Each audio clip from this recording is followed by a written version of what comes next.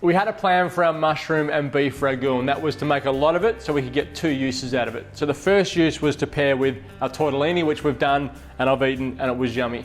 I'll put the rest of the ragu in the fridge to cool down so that we can now put it into pie cases, put it in the oven and get its second use. And to tell you the truth, this is the one I've been looking forward to the most, beef and mushroom pies.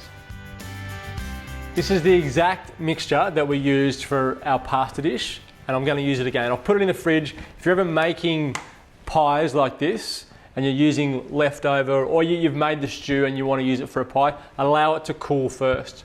It sets and it makes it a lot easier to deal with when you're making your pie.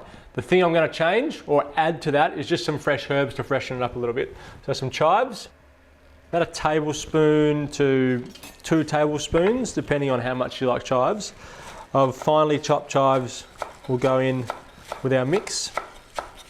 It's really rich and intense, that ragu. I'm just trying to lift it a little bit, freshen it up a bit, and just so you've got a different flavour than what you had for dinner the night before. So you're using these in 2 separate days. I would think one would be dinner on, say, Tuesday night, and then you might make these for dinner on Wednesday night. So you don't want it to be exactly the same. So you're going to change it a little bit or tweak it a little bit. A little bunch of parsley.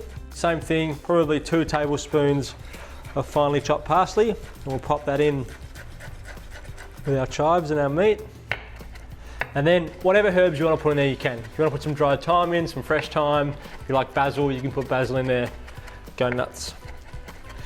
Again, this is all about a base recipe and trying to be a little bit money conscious when you're in the kitchen. So all up, I think to make the initial dish would have been about 20 bucks.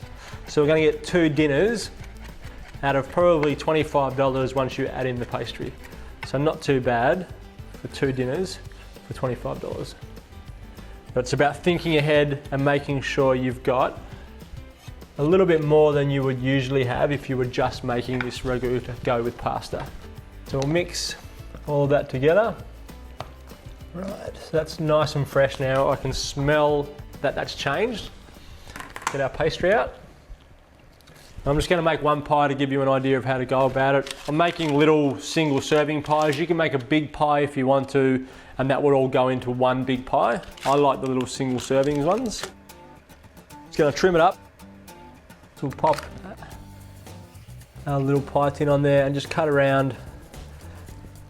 So you've got, I mean, it doesn't have to be perfect. You're just trying to get rid of the overhang that you will have over the edge of the pie dish. Cut that out.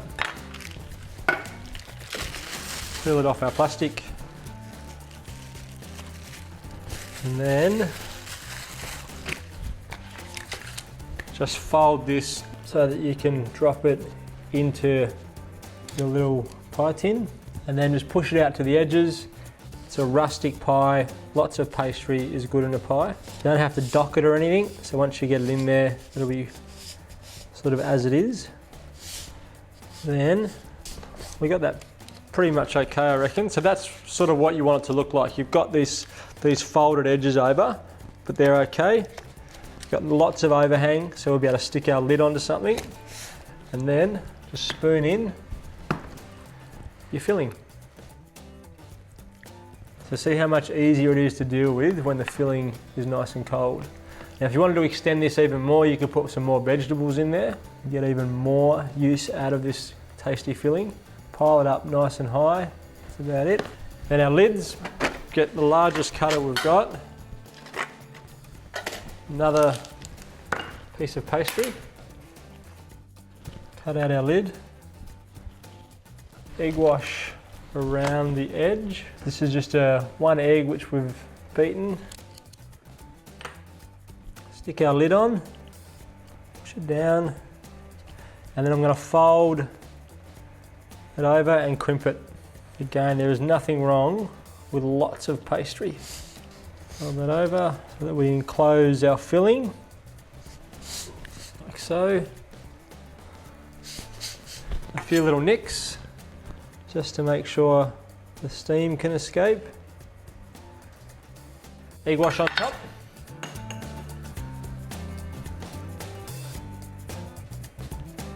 There we go. And then I'm just going to put a little bit of cracked pepper and some salt on top of there. So a little sprinkle of salt, some cracked pepper.